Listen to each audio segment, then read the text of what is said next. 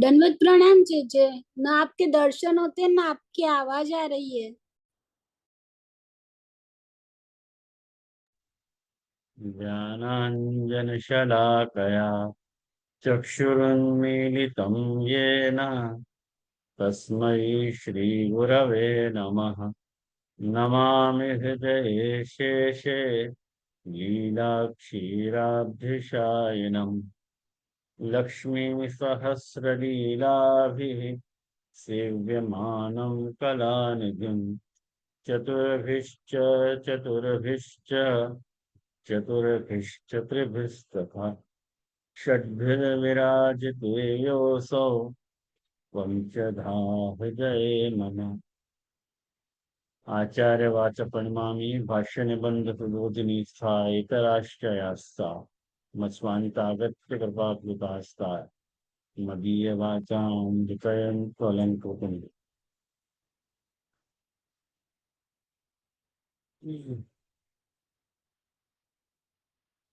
आज के सत्र में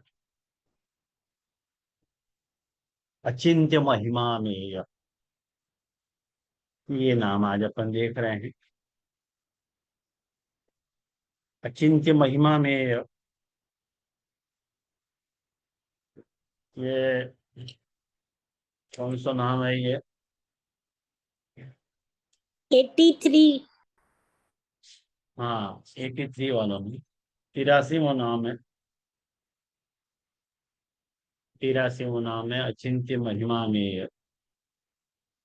या को शब्द विच्छेद पहले कर लें अपन, तो वाक्य बाद या को विचार अपने को करना अच्छा रहेगा।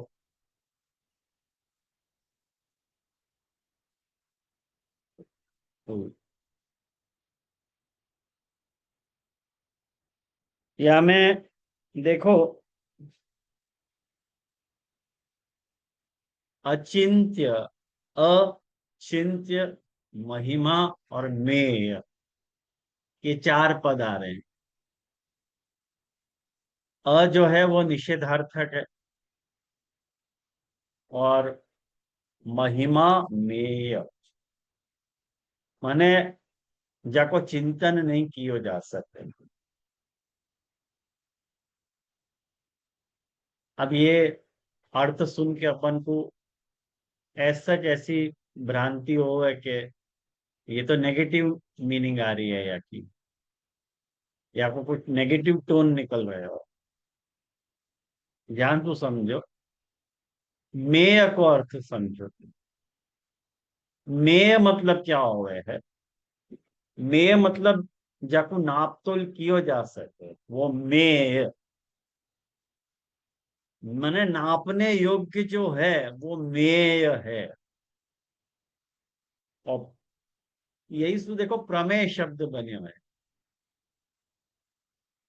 प्रमेय शब्द को अर्थ यही है कि जब प्रमाणित किए जाने जो योग्य है, जो प्रदर्शनीय है, वो प्रमेय है।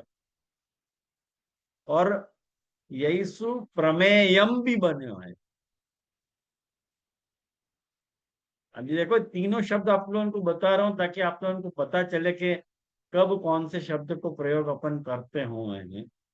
और हर वक्त शब्द प्रयोग में उनके अर्थ छाया के भेद प्रकट हुए हैं। जैसे अपन जब प्रमेय कह रहे हैं, प्रमेयम कह रहे हैं, तो कोई निश्चित ज्ञान की जो वस्तु है वाको अपन प्रमेयम कह रहे हैं। मतलब जो सिद्ध करने योग्य जो बात है, जो विषय सिद्ध, जाको विषय सिद्ध किया जा सके, वो प्रमेयम है। आयो ध्यान में? जो प्रमितुम योग्य है, जाको प्रमाण सु सिद्ध कियो, जो विषय सु सिद्ध कियो मैंने जाको प्रमाणित कियो जा सके। जैसे मैं ये कहूं ये माउस है, ये क्या है? तो ये प्रमेयम है। ख्याल है ना? ये प्रमेयम है। ये क्या है? ये पेन है। ये प्रमेयम है। तो मैंने या कुछ सिद्ध किया जा सके। ख्याल है ना? तो और जो प्रमा होवे है, एक एक चौथो एक शब्द यहाँ में निकले, देखो देख, प्रमा शब्द बहुत बार शास्त्र में और ग्रंथन में यूज होवे कि भाई प्रमाजनक बुद्धि, प्रमाजनक बुद्धि। तो वो प्रमा को भी अर्थ आप लोग लिख लो कि प्रमा को अर्थ क्या हुए। प्रमा को अर्थ हुए प्रत्यक्ष बोध या प्रत्यक्ष ज्ञान या विशुद्ध ज्ञान या यथार्थ जानकारी, या को अपन प्रमा कह रहे हैं। आया ना ध्यान में। और ये जो प्रतिबोध है, ये जो प्रत्यक्ष ज्ञान है, ये जो विशुद्ध ज्ञान है, ये जो यथार्थ जानकारी जो उपलब्ध करावे है, वाको अपन प्रमाणम कह रहे हैं। तो प्रमाणम को अर्थ क्या है कि भाई जो जो सत्य है, ज्ञान है, यथार्थ है, प्राप्तोपाय है, निर्णयता है, निश्चायक है, ऐसे प्रमाण के जो है ना 10-12 अर्थ जो है कोश में दिए गए हैं। हर वक्त प्रमाण को अर्थ एक हेतु भी हो गए, कारण भी हो गए, तो भाई हमें क्या प्रमाण है या को कारण क्या है, वह अर्थ में भी प्रमाण शब्द यूज हो गए। तो ये या ढंग को अचिंत्य महिमा में अब चिंत्य मने जाको चिंतन कियो जा सके। अचिंत्य मतलब या को चिंतन नहीं किया जा सके। भाई कौन सी चीज को चिंतन नहीं किया जा सके? आपको आपको जानने को प्रयास, आपके जानने के लिए जो प्रयास किया जा सके, आपको जानने के प्रयास में जो अपन कार्य कर रहे हैं वो नहीं हो सके। आपको मतलब शॉर्ट में जानो नहीं जा सके आप क्या हो। आपकी महिमा को, जाकी महिमा को नापो नहीं जा सके, समझो नहीं जा सके, चिंतन नहीं किया जा सके, वो अचिंत्य महिमा में है। श्री गुसाई जी अचिंत्य महिमा में है। अब मुझको लगे आप दोनों को अर्थ या को आया हो ध्यान में।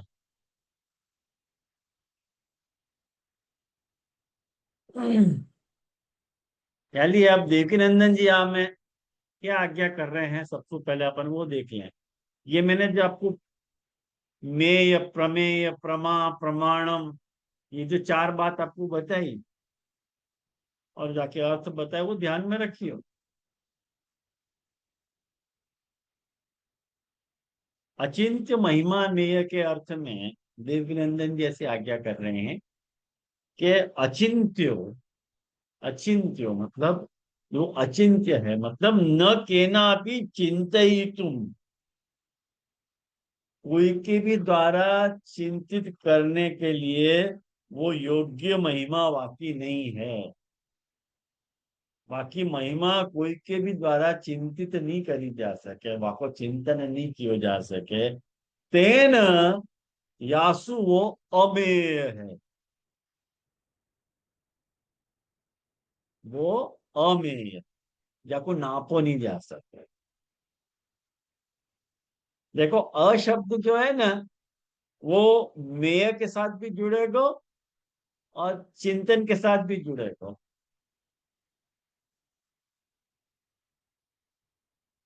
आयो ना। न यथावत ज्ञातुम शक्य इत्यर्थ है। वो जैसो है यथावत वो आपको जानना अशक्य है, मतलब नहीं जानी जा सकती।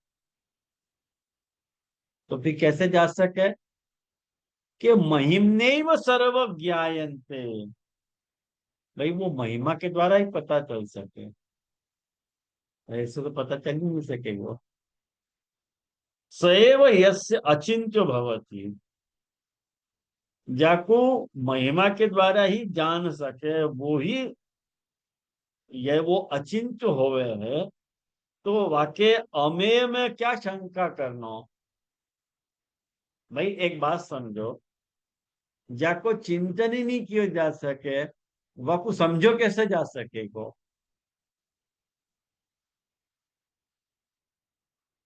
अचिंत्य महिमा अमेय, महिमा में अमेय आर्य। यानी मैंने कही कि जो नष्प्रश्लेष जो या में लग रहा है निषेधार्थक, वो अन जो नष्प्रश्लेष है वो दोनों में जुड़ेगा। भाई जाको चिंतन ही नहीं किया जा सके तो वो मापेंगे कैसे? कौन को मापा जा सके? जाको चिंतन किया जा सके वाको तो अपन माप सकेंगे ना। लेकिन जाको चिंतन ही नहीं किया जा सके, जो अचिंत्य है वो अमेय है। कहीं की महिमा महिम नहीं, वो सर्वज्ञ है।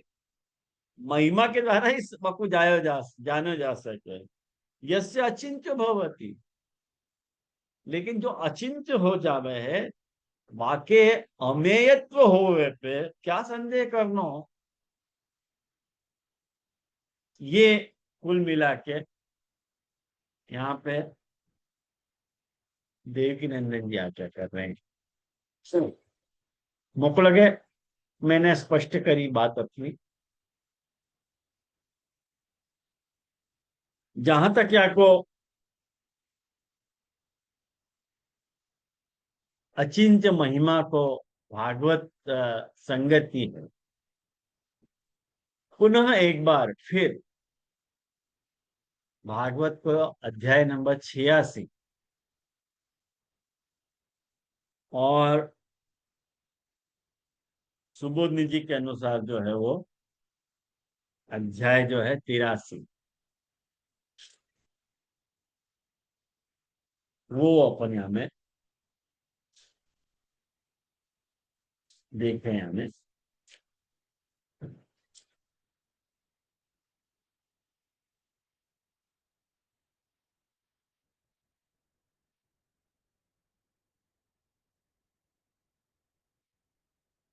अब यहाँ में याकूब मैंने आपको गए वक्त जो है वो यह अध्याय को उद्धरण में दास दासित प्रदम है, या अध्याय को मैंने बताया हो तो बस वाक्य आगे ही एक कथा और आ रही है। वो कथा आप देखो ध्यान से। श्लोक नंबर मैं यूं कह रहा हूं, श्लोक नंबर 13 आप देखोगे। श्लोक नंबर 13 में ऐसे कह रहे हैं, सुखदेव जी परीक्षित जी से ये बात कह रहे हैं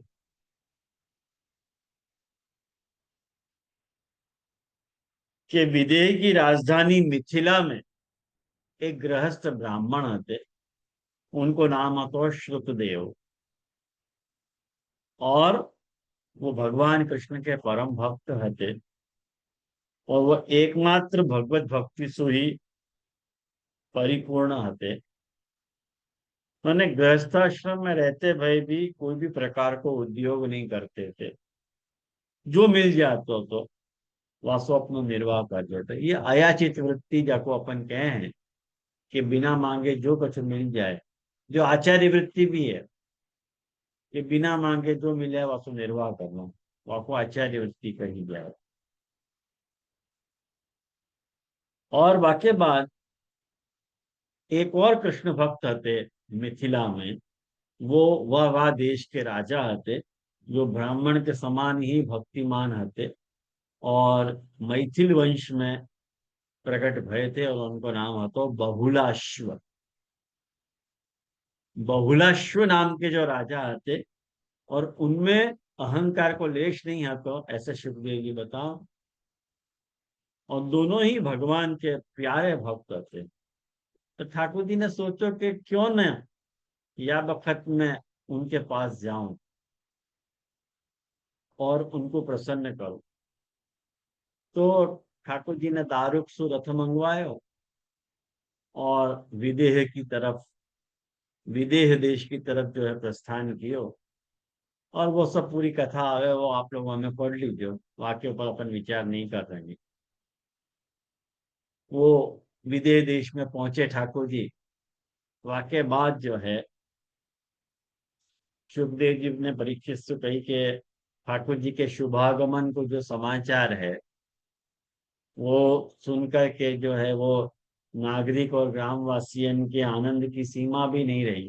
बहुत प्रसन्न भय सब लोग ठाकुर जी पधार रहे हैं सुन के, और सब लोगों ने उनको निमंत्रित करे, आप पधारो पधारो पधारो करके।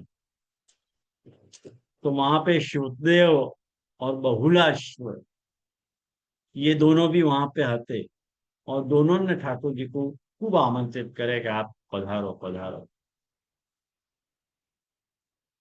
और वाके बाद भगवान कृष्ण जो है वो दोनों की प्रार्थना स्वीकार करके दोनों को ही प्रसन्न करने के लिए एक ही समय पे पृथक पृथक रूप से दोनों के घर पर खड़े। ये अचिंत्य महिमा का स्वरूप है। यहाँ में देखो भागवत का ये बात कह रहे हैं कि भगवान तद अभिप्रेत्य। आप मूल श्लोक देख रहे हो, भागवतकार क्या कह रहे हैं कि भगवान ने वह बात को समझो अभिप्रेत को, द्वयो प्रिय चिकित्सया। भाई दोनों ठाकुर जी की, बहुत ठाकुर जी की चिकित्सा आती है उनको, ठाकुर जी को बहुत अपना अत्यंत प्रिय मानते थे। तो उभयो हो आविशद गेहम, दोनों उनके घर ठाकुर जी एक साथ पधारे, और उभाभ्याम तद अलक्षित, दोनों को ही नहीं मालूम है कि बहुलाश्व को ये नहीं मालूम है कि ठाकुर जी श्रुतदेव के घर पधारे हैं, और श्रुतदेव को ये नहीं पता है कि ठाकुर जी बहुलाश्व के यहाँ पधारे।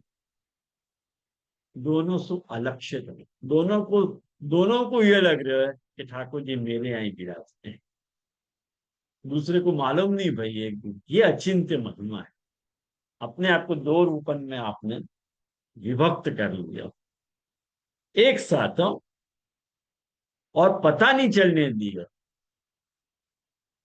कैसे किया होगा मैनेज ठाकुर जी ने। वो जो बहुलाश्व राजा आते बहुत मनस्वी आते, तो बाप वक्त उनने सारी उनकी ट्रीटमेंट करी ठाकुर जी की, बहुलाश्व ने, और ठाकुर जी की स्तुति करी। वो स्तुति भी बहुत अच्छी, पढ़ने लायक है स्तुति। वो 31वें श्लोक से स्तुति कर रहे हैं। तो वाक्य बात जो है आप देखो, 34वां श्लोक पढ़ो, 35वां श्लोक पढ़ो, वहां में वो कह रहे हैं कि प्रभु आप अचिंत्य अनंत ऐश्वर्य और माधुर्य की निधि हैं। वो प्रभु को अचिंत्य महिमा कह रहे हैं कि नहीं कह रहे? आप सबके चित्त को अपनी ओर आकर्षित करने के लिए, आप सच्चिदानंद स्वरूप परम ब्रह्म हैं, आपका ज्ञान अनंत है, परम शांति का विस्तार करने के लिए आप ही नारायण ऋषि के रूप में तपस्या कर रहे हैं। आपको नमस्कार करता हूँ। ये क्या है? अचिंत्य महिमा है क्या नहीं? एक रस अनंत, एक रस अनंत। देखो ये बात अपने आप में शॉकिंग है हो? जो अनंत हो गए वो एक रस कैसे हो सके, और जो एक रस है वो अनंत कैसे हो सके? बहुत सुंदर सुबोध निधि आके पर है या कि महाप्रभु जी की, आप लोग बांचियो जरूर अपने पास, या सीमित समय में अपन सुबोध निधि जी को भी विचार करें, ऐसा अवकाश नहीं है अपने पास। तो वाह। ये कौन है? बीना बेन आप अपना म्यूट कर लो, धन्यवाद।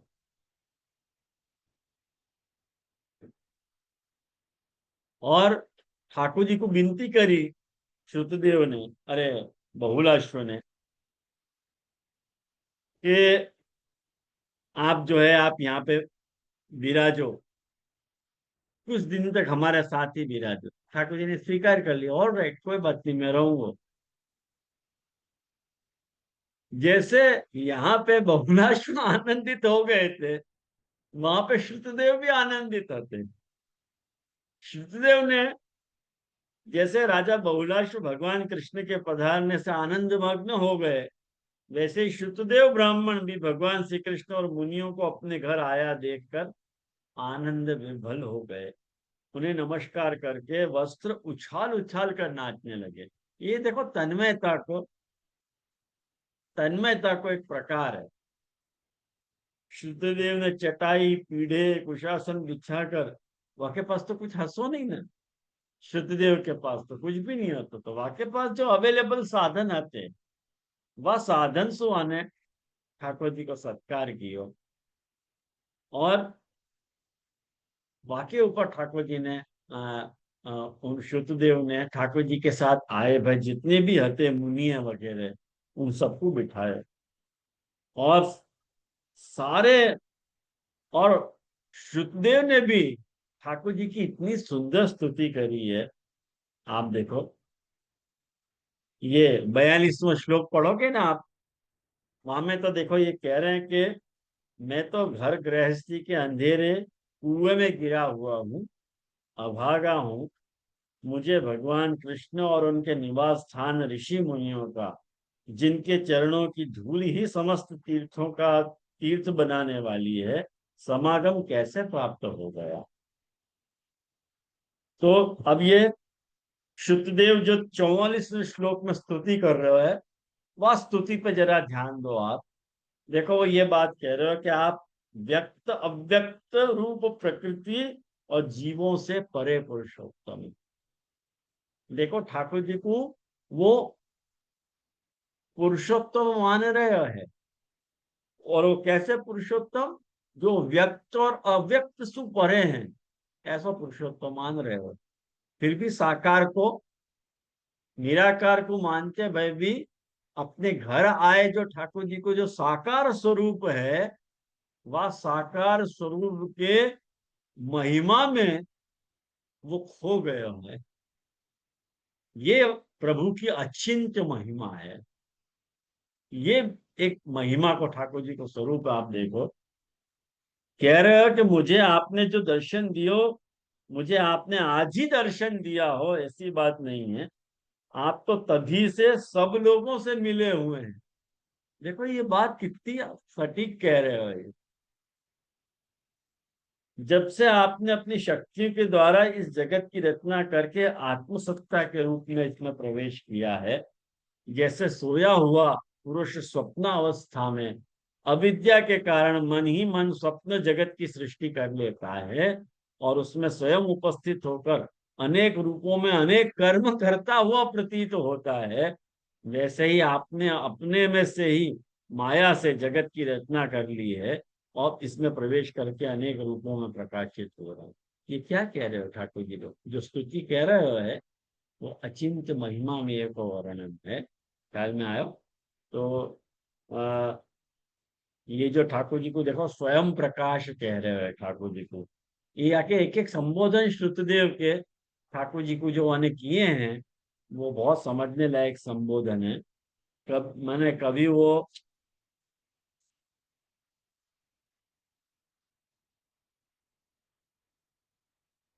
वो पुरुषोत्तम कह रहे है, कभी वो प्रभु को जो है स्वयं प्रकाश कह रहे है, तो ये सब कह रहे हो है। तो या में अपन को स्पष्ट पता चले है कि प्रभु की महिमा अचिंत्य महिमा प्रभु की। ख्याल में आयो। ये एक अचिंत्य महिमा को स्वरूप अपन ने यहाँ समझो। तो मुकुल आगे आपको ये बात ध्यान में आई होगी, लेकिन दिमाग मेरा खुरापाती है ना। एक उदाहरण और याद आ रहे हैं मेरे को। आप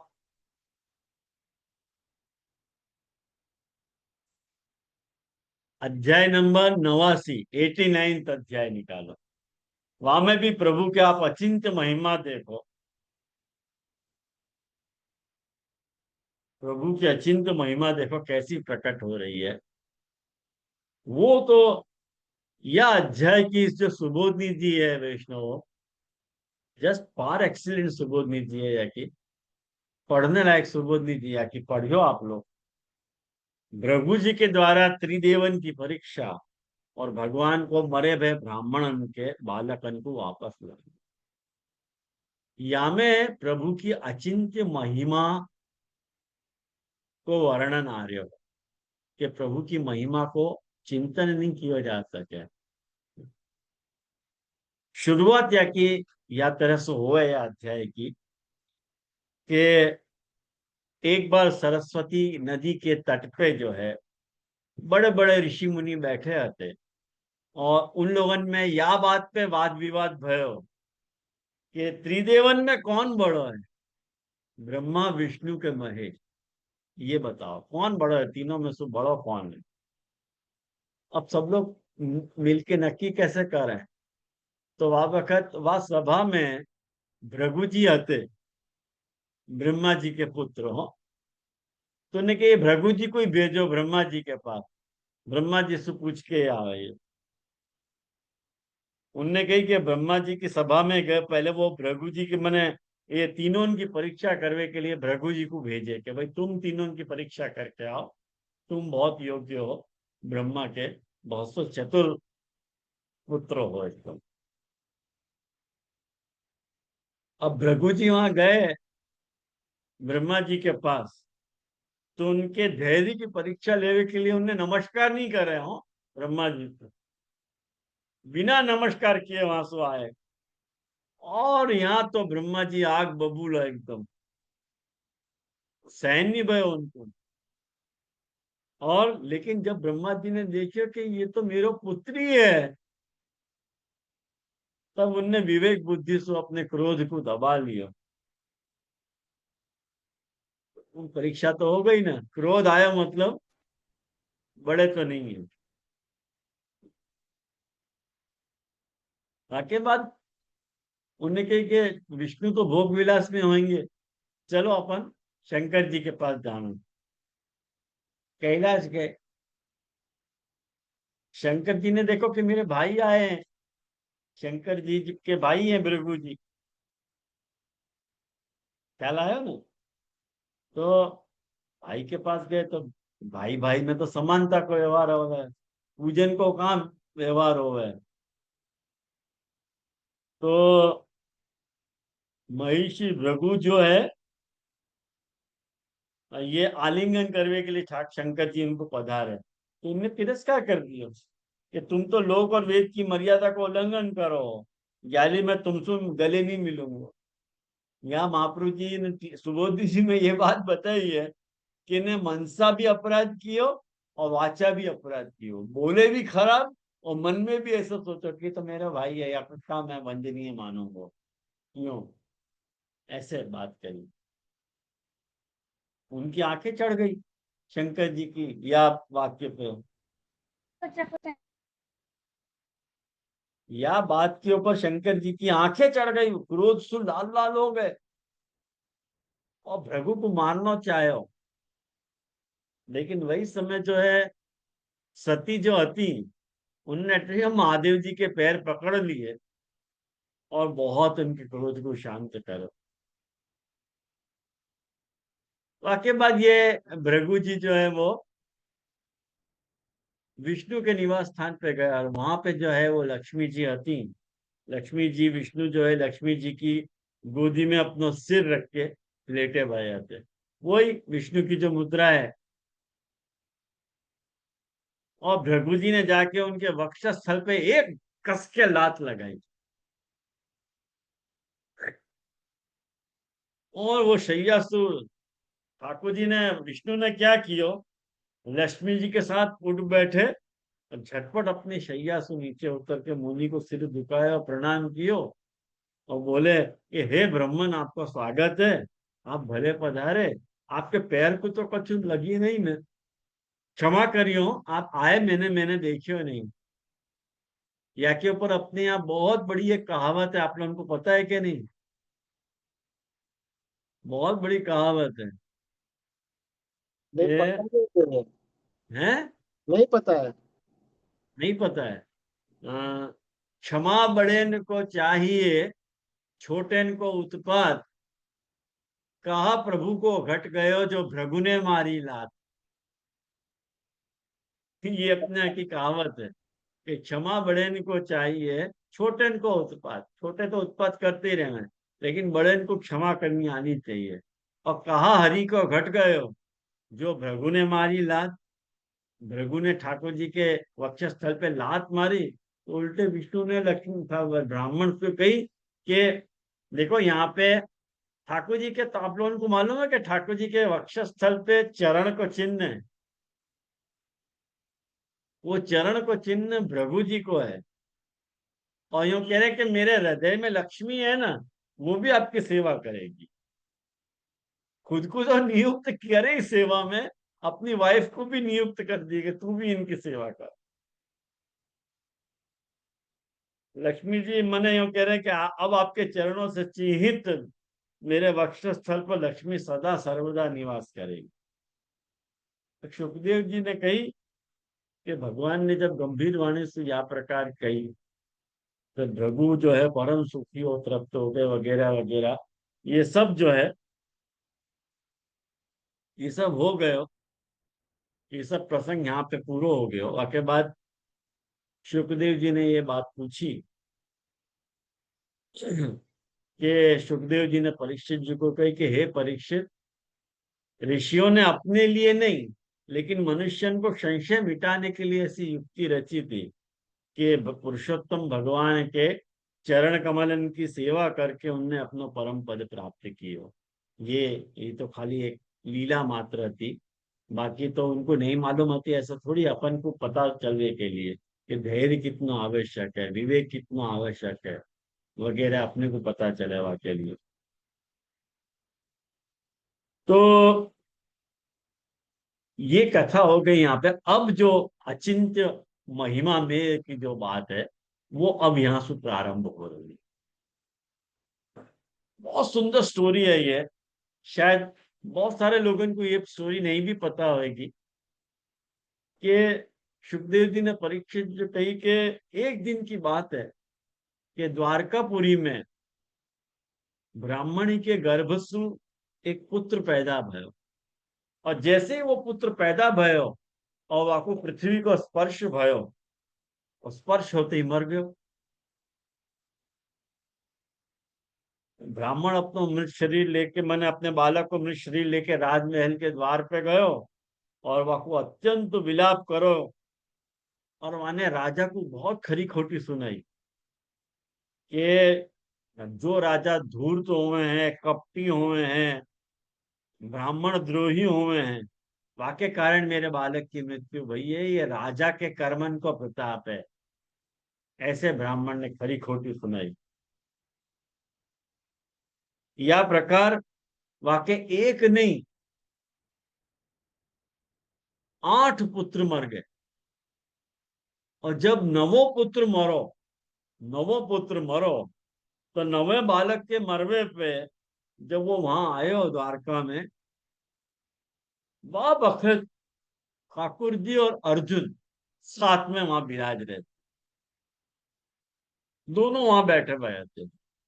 और अर्जुन को तो तिलमिला गए। अर्जुन को तो स्वाभाविक क्रोधी है, झट से उनको क्रोध आ जाए।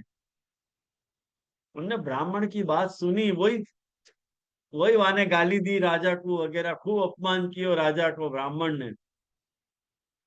अपमान सुन के तिलमिलाए अर्जुन। उनने कही कि हे ब्राह्मण, आपकी द्वारका में कोई धनुषधारी क्षत्रिय नहीं है क्या?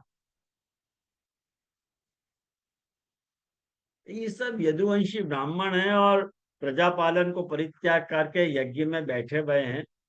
और जा राज्य में धन, स्त्री और पुत्रन से वियुक्त होके ब्राह्मण दुखी रहे हैं, वो क्षत्रिय नहीं है, ऐसे मैंने सुना है अर्जुन ने।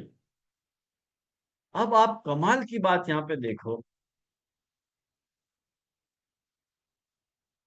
और पहले अर्जुन ने इतना सुना दियो कि आप स्त्री पुरुष और पुत्रन की मृत्यु सुदीन हो रहे हो, मैं संतान की रक्षा करूंगा, और यदि मैं प्रतिज्ञा पूरी नहीं कर सका तो आग में कूद के जल मरूंगा, और यह प्रकार मेरे पाप को प्रायश्चित हो जाएगा। फिर एक प्रतिज्ञा ले ली। हर समय प्रतिज्ञा तो अर्जुन लेते ही रहे हैं और उनको पूरे करते रहे बेचारे ठाकुर जी के दोस्त जो ठहरे। करनी तो पड़े प्रतिज्ञा पूरी, क्या करें। अब ब्राह्मण देखो कितना विवेकपूर्ण जवाब दे रहे है। ठाकुर जी वहीं विराज रहे हैं, ठाकुर जी की उपस्थिति में अर्जुन ने ये बात कही है। अब आप वक्त ब्राह्मण बोल रहे है कि हे अर्जुन, यहाँ बलराम जी भी हैं, कृष्ण भी हैं, धनुर्धर शिरोमणि प्रद्युम्न भी हैं और अनिरुद्ध भी हैं, और वो जब मेरे बालक की रक्षा नहीं कर सके तो तुम या को कैसे पूरा कर दोगे, तुम कैसे मेरे बालक की रक्षा कर पाओगे, ये तो मुझको समझ में नहीं आ रही है। ये तो सचमुच तुम्हारी मूर्खता है। ऐसे ब्राह्मण ने सुना है अर्जुन को। मैं तो तुम्हारी बात के ऊपर बिल्कुल विश्वास नहीं कर रहा।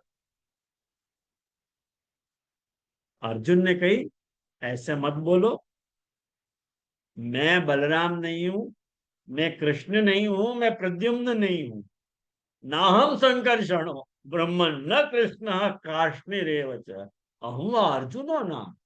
अरे मेरा अर्जुन नाम है, नहीं सुना है क्या तुमने। गांडीवम यस्य वही धनु। अरे मेरा गांडीव जो है विश्व विख्यात है, मेरे से क्या बात कर रहे हो तुम। मेरे बल पुरुष को तिरस्कार मत करो।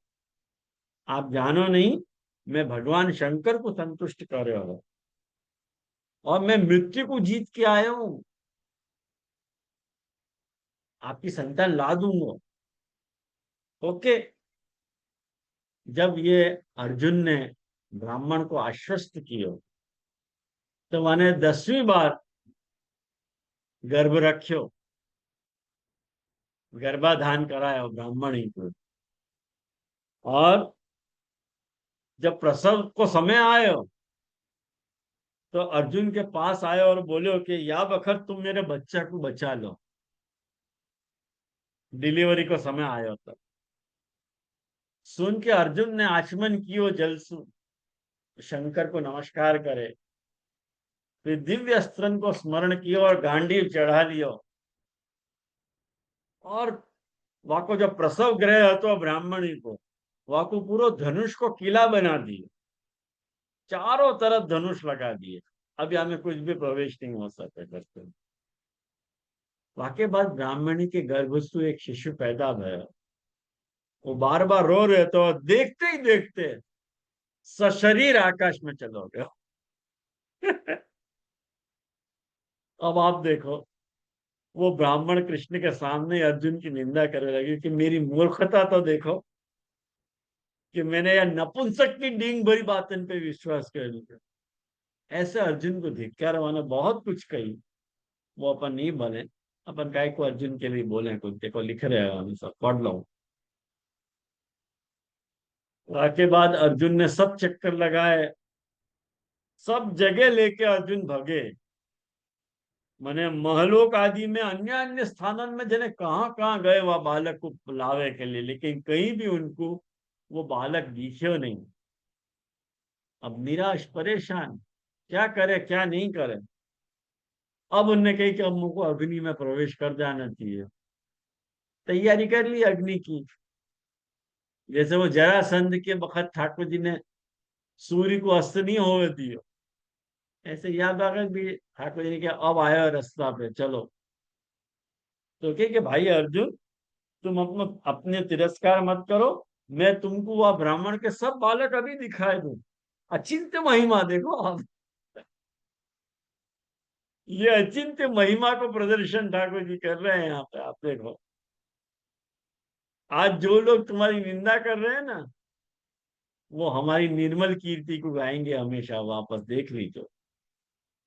और या बखा जाके बाद, या बाकी बात की जो स्टोरी है आप देखो, एकदम इंटरेस्टिंग स्टोरी है। अर्जुन के साथ ठाकुर जी दिव्य रथ पे सवार है और पश्चिम दिशा की तरफ प्रस्थान किया। और सात सात पर्वत वाले 7 द्वीप, 7 समुद्र और लोकालोक पर्वत को लांग के अंधकार में प्रवेश किया। और वो अंधकार अपन देखो कह रहे कि दुनिया कहां तक है, भागवत कहां तक देख रही है अपने ऋषि मुनि को, सुखदेव जी इत्यादि को कहां तक दिखते तो।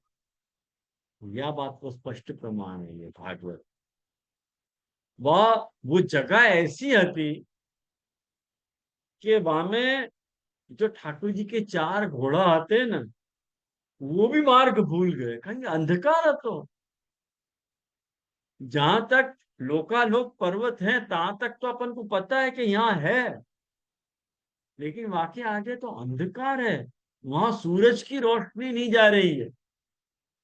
कैसे खोज पानो वहां, कहां से खोजनो, निराधार हेल्पलेस हो गया घोड़ा भी। तब ठाकुर जी ने अपने तेजस्वी चक्र को आगे चलने की आज्ञा दी, सुदर्शन चक्र को। और वह सुदर्शन चक्र के तेज से, माने लाइट को काम कियो वह वक्त, और वहां के तेज से आगे बढ़ते जा रहे हो तो रथ, अभी भी और कितने जने आगे जा रहे हो देखो वहां। और वाके बाद जो है अंधकार की अंतिम सीमा पे वो रथ जब पहुंचो है, अंधकार की अंतिम सीमा हो, वाके पार एक परम ज्योति जल रही थी वहां। और वह परम ज्योति को देख के अर्जुन की आंखें चौंधिया गई एकदम, और विवश होके वाने अपने नेत्र बंद कर ले, क्या मुझको देखा नहीं जा रहा। और वाके बाद भगवान के रथ ने वो दिव्य जल राशि में प्रवेश किया। बोलो, ये ठाकुर जी को जल को बड़ो भारी शौक है, द्वारका भी जल में ही डुबो दी, यहाँ पे भी जल में ही प्रवेश किया। और वो जल में प्रवेश करके, वो जल में बड़ी बड़ी तरंग उठ रही थी। वो जल क्या है तो पता नहीं है, वो समुद्र तो कुछ नामो लेख नहीं है, बस जल है तो आपको जो नाम देना हो दे दो करो। और वाके बाद जो है वहां पे एक बहुत बड़ा सुंदर महल है तो वहां में जो है वह महल की देखो वर्णन आ रहे हो, आप लोग पढ़ लीजिए भागवत में, बहुत सुंदर वर्णन आ रहे हैं। और वह महल में भगवान शेष जो है वो विराजमान रहते, और उनको शरीर अत्यंत भयानक हतो लेकिन अद्भुत हतो,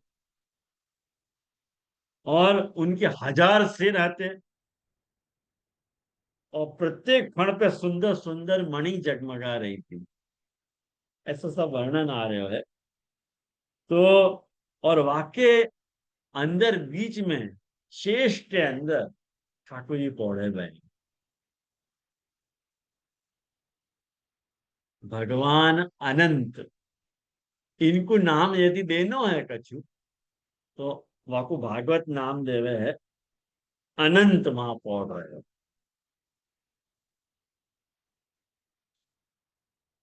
बाकी लंबी लंबी सुंदर 8 भुजाएं हैं, गले में वाके कौस्तुभ मणि है, वक्षस्थल पे श्रीवत्स को चिन्ह है, और घुटनन तक वनमाला लटक रही है। और वाके बाद देखो सारी शक्तियां ठाकुर जी की सेवा कर रही हैं। और यहाँ पे भागवत ये बात कह रहे हैं 58वां श्लोक में कि हे परीक्षित, भगवान श्री कृष्ण ने अपने ही स्वरूप श्री अनंत भगवान को प्रणाम किया। यज्ञ भोक्ता, यज्ञ करता। महाप्रभु जी सुबोधि जी में लिखे हैं कि वो अनंत भगवान बड़े कि अर्जुन के साथ पधारे हुए श्री कृष्ण बड़े। महाप्रभु जी क्या क्या तुम समझे नहीं क्या, एक ही बात है। अचिंत महिमा, जाकी अचिंत महिमा है, जो व्यक्ति बहुलाश्व को और श्रुतदेव को एक ही समय में आनंद करा सके है, वाके लिए अपने प्रतिरूप को प्रकट करना कितनी तुच्छ बात है। ख्याल में आया ना, अपने प्रतिरूप को प्रकट करना कितनी तुच्छ बात है। तुम ये शंका कर रहे हो कि ये बड़ो कि वो बड़ो, अरे तुम्हारे में भक्ति नहीं है यार। आज फैंटास्टिक महाप्रभु बहुत जी सुंदर बोला। बात कर रहे हो, बहुत सुंदर बात कर रहे हो। क्या बात। हाँ, महाप्रभु जी ने बहुत सुंदर बात करी है, वहां पे देखने लायक अध्याय, पढ़ने लायक अध्याय है। और वाकु एक शब्द कॉइन करे है भागवत के, वो भूमा पुरुष है, वो भूमा पुरुष। देखो ये जो भूमि वाको फेमिनाइन है, वाको जो मैस्कुलाइन है वो भूमा है। वेदन में, वेदन में सवई भूमा तत्सुखम ऐसे वर्णन आवे अपन ग्रंथन में, भूमा की बात आवे, लेकिन वेद खाली वह भूमा के निराकार स्वरूप को बतावे है। लेकिन अपनो पुराण या भागवत एक ऐसा शास्त्र है जो भूमा पुरुष के स्वरूप को भी वर्णित करे है। ये खूबी भागवत की है, तो अपन कह सके अचिंत्य महिमा। ये है कि नहीं अचिंत्य महिमा? तो वह भूमा पुरुष ने मुस्कुराते भय, अब देखो डायलॉग और रखे हैं, अपने प्रतिरूप से ठाकुर जी बात और कर रहे हैं कि हे कृष्ण और अर्जुन, मैंने तुम दोनों को देखने के लिए ही ब्राह्मण के बालक अपने पास मंगवा लिए। ये मेरी ही लीला है। अब ये लीला कौन की भाई? अचिंत्य महिमा ठाकुर जी की भाई के नहीं। ये देख, पृथ्वी के भार रूप दैत्यन को संहार करके शीघ्र से शीघ्र तुम लोग मेरे पास लौट आओ। तुम दोनों ऋषिवर नर और नारायण हो, यद्यपि तुम पूर्ण काम और सर्वश्रेष्ठ हो, फिर भी जगत की स्थिति और लोक संग्रह के लिए धर्म को आचरण करो। ये बात वो भूमा पुरुष ने कही। और जब भगवान भूमा पुरुष ने श्री कृष्ण और अर्जुन को यह प्रकार आदेश दियो, तब उन लोगों ने वह को स्वीकार करके उनको नमस्कार करो वह भूमा पुरुष को, और बड़े आनंद के साथ ब्राह्मण बालकन को दे लेके जा रास्ता सु जा प्रकार सो आए थे वैसे ही द्वारका लौट आए। ब्राह्मण के बालक अपनी आयु के अनुसार बड़े हो गए थे। देखो कितना लॉजिकल बता रहे हैं कि वो बड़े नहीं हुए, ऐसा नहीं, बड़े हो गए, काल को चक्र बराबर चल रहे हो। उनको रूप और आकृति वैसी होती जैसी उनके जन्म के समय होती।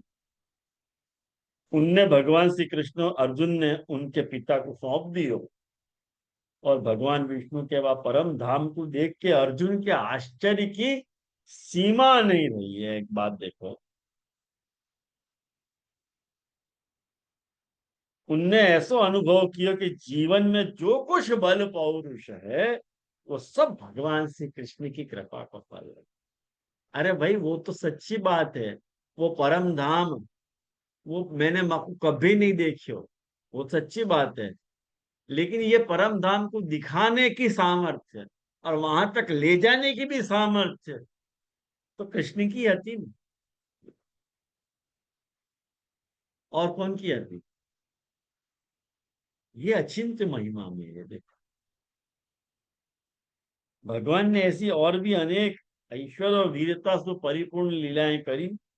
लोक दृष्टि में साधारण लोगन के समान सांसारिक विषयन को भोग कियो, और बड़े बड़े महाराजन के समान श्रेष्ठ यज्ञ करे। और भगवान ने वैसे ही सारे काम किए जैसे लोक में लोग करे हैं। तो ये बात समझो कि यह प्रकार धर्मराज युधिष्ठिर आदि धार्मिक राजाओं से उन्होंने अनायास ही सारी पृथ्वी में धर्म मर्यादा की स्थापना करा दी। तो ये पूरा चैप्टर अचिंत्य महिमा मेय को समर्पित है, मुझको ऐसा लगे है। तो अचिंत्य महिमा मेय है ये। बहुत तो अद्भुत, बहुत अद्भुत कथा है, खूब आनंद तो तो मुझको ये 2 अध्याय ये अचिंत्य महिमा मेय के समर्पित लग रहे हैं। या लिए मैंने इन 2 अध्यायन की संगति या नाम से करी है। तो मुझको लगे आज अब इतना समय नहीं रह गया कि अपन एक और नाम देखें, लेकिन विस्मयास्पद विग्रह बहुत सुंदर नाम है। ये भी फैंटास्टिक नाम है, आप देखोगे तो ये भी आपको बहुत सुंदर कमाल का नाम है, ये भी विस्मयास्पद विग्रह। तो ये बात अगली बार अपन देखेंगे। तब तक के लिए ये अच्छा है 15 दिन में चल रही है या कि क्लास, नहीं तो इतना अवकाश मिले ही नहीं है ये तो 15 दिन करके थोड़ी शांति मिले मेरे को, नहीं तो फिर हो नहीं सकता है। लेकिन आप लोग या को अवगाहन करियो, जो मैंने याके दिशा निर्देश आपको दियो है, बाको आप लोग देखियो ध्यान से और पढ़ियो या को महाप्रभु जी क्या आज्ञा कर रहे हैं। अपन को खुद को पता चले कि यदि अपने सामने कोई या तरह की डील आ रही है कि कृष्ण ही कृष्ण से बात करो, तो आपको कैसे समझना चाहिए। जैसे वो ब्रह्मा विष्णु महेश की भी बात आती, वो भी बात बहुत इंटरेस्टिंग है, वाक्य पर भी महाप्रभु जी की अच्छी सुबोध दीजिए। और यहाँ रखें अपन आज आश्रय के पद के साथ समापन करेंगे। और आपको युक्त लगी संगति या की, तो भाग्य लेकिन मेरे। ऐसे नाम के प्रति आपको ढूंढना भी एक बड़ा परिश्रम का कार्य है भैया। बहुत सुंदर दीदी। बहुत सुंदर है। ठाकुर जी की कृपा है, मैं तो ये मान रहा हूँ कि ठाकुर जी की कृपा है, वरना तो ये असंभव कार्य है। ये समझो आप, ये असंभव कार्य है कि या तरह सु कोई टीका मिलनी नहीं और अपने पुरुषार्थ सु या कुछ सब ढूंढ के बतानो, बहुत मुश्किल काम है। ये तो आपकी कृपा से हो रहा है, बाकी तो जीव की तो सामर्थ्य है नहीं। और मैं मेरे जैसे जीव की बहुत तो बहुत बिल्कुल कठिन कार्य है, इतने नाम मैं पूरे समझ भागवत में ढूंढ के लेनो, समझनो और आपके ऊपर तर्क बुद्धि सहित आपकी टीका करनी बहुत दुर्लभ कार्य है। ये ये तो बहुत आप सुंदर। महाप्रभु जी देवकीनंदन जी की बड़ी भारी, गुसाई जी की बड़ी भारी कृपा है जो ये काम जो करवा वही रहे हैं। शब्द पाछो भागवत में भी मिलनो, वही शब्द मिलनो, अचिंत्य को अचिंत्य शब्द ही मिलनो, वो भी तो हाँ, वो एक देखो आप, कमाल को कोइंसिडेंस है ये एकदम। हाँ वो भी एकदम मिलनो, वही आपकी कृपा को ही काम है। आप उनकी गोद में बैसे सोचो ना, यासु जे आपने कही थी। कृपा है महाप्रभु जी की। तो यहाँ रखिए, अपन आश्रय के पद के साथ समापन करेंगे। दृढ़ इन चरणन के रो भरोसो, दृढ़ इन चरणन के श्री वल्लभ नख चंद्र छटा बिन, सब जग माझ अंधेरो भरोसो, जग चरणन के साधन और नहीं आकली में, जासो हो निवेरो, सूर कहा कहे विविध आंधरो, बिना मोल को चेरो भरोसो, इन चरणन को। दंडवत प्रणाम जे जे हाँ, गुरुवार को हरियाली अमावस्या है।